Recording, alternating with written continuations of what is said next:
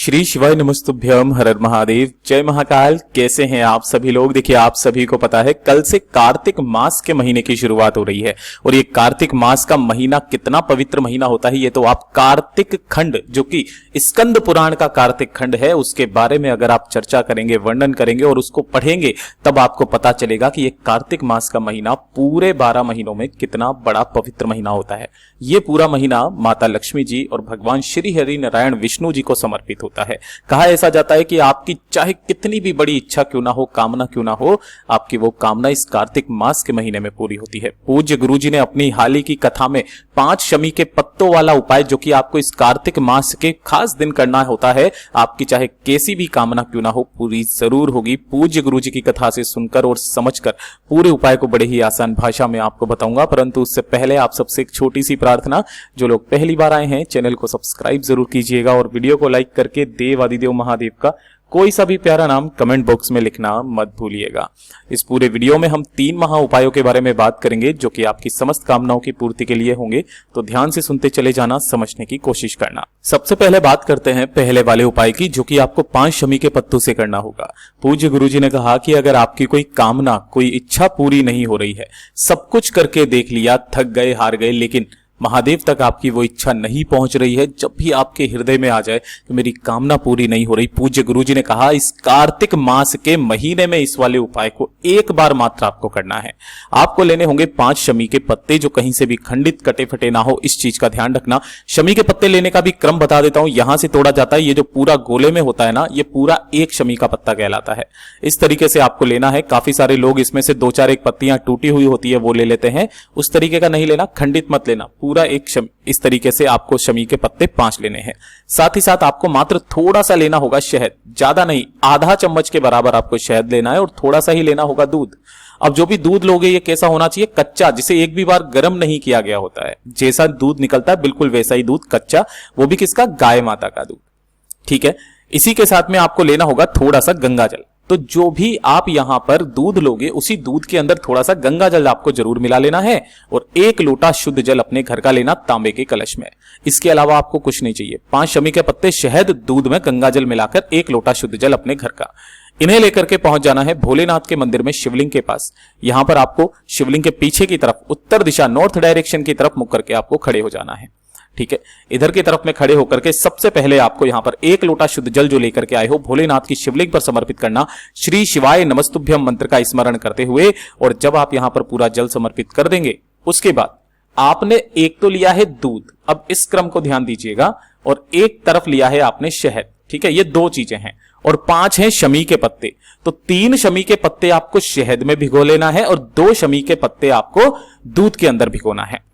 सबसे पहले जो दूध वाले शमी पत्र हैं, ध्यान से सुनिएगा, जो दूध वाले शमी पत्र हैं, उन दूध वाले पहले शमी पत्र को आपको जलाधारी पर अपनी कामना कह करके समर्पित करना है, और जो दूसरा दूध वाला शमी पत्र है वो आपको महादेव की शिवलिंग पर अपना नाम और गोत्र बोल करके समर्पित कर देना है।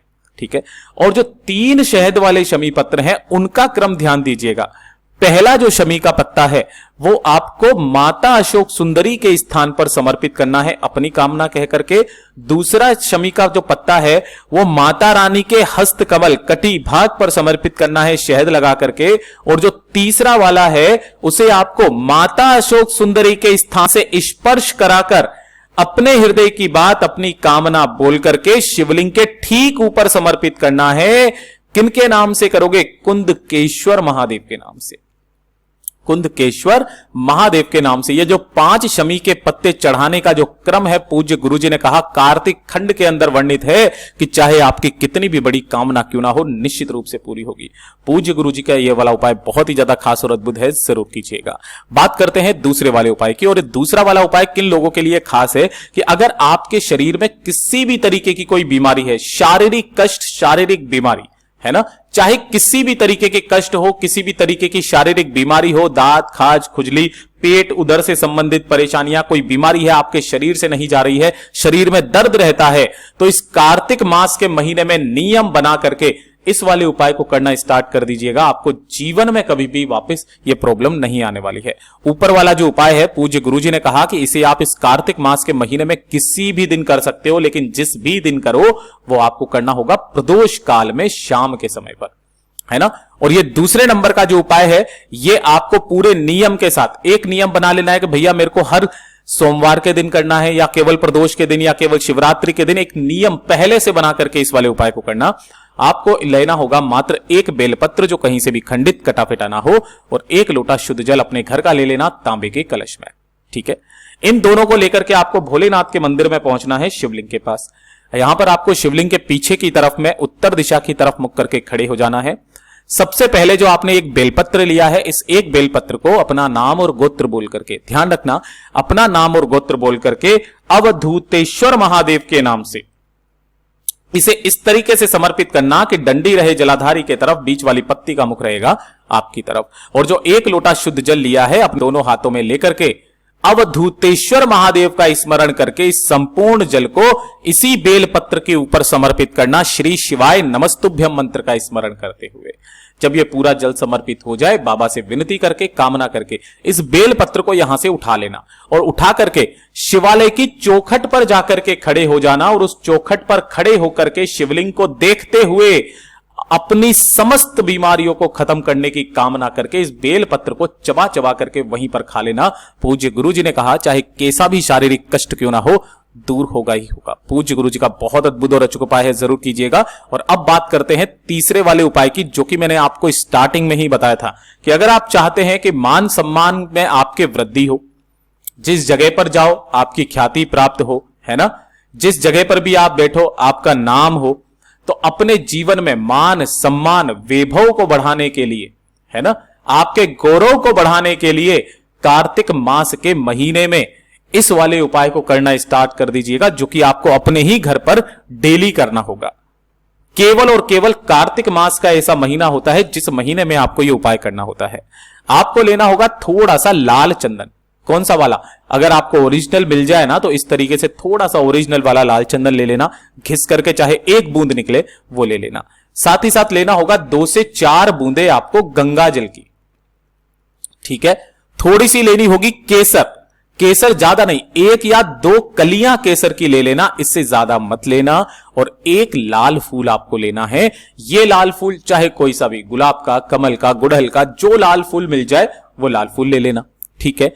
ये जो चारों चीजें हैं, आप सभी को क्या करना है, जब भी आप कार्तिक मास के महीने में, कार्तिक स्नान सबसे महत्वपूर्ण होता है, आपको अपने नहाने की बाल्टी में इन चारों चीजों को आधे घंटे पहले डाल देना है। डाल दोगे, और डाल देने के पश्चात आपको इसी वाले जल से स्नान करना है। भोलेनाथ का जो मंत्र आपको आता है, ओम नमः शिवाय, श्री शिवाय नमस्तुभ्यम मंत्र का स्मरण करते हुए आपको स्नान करना है।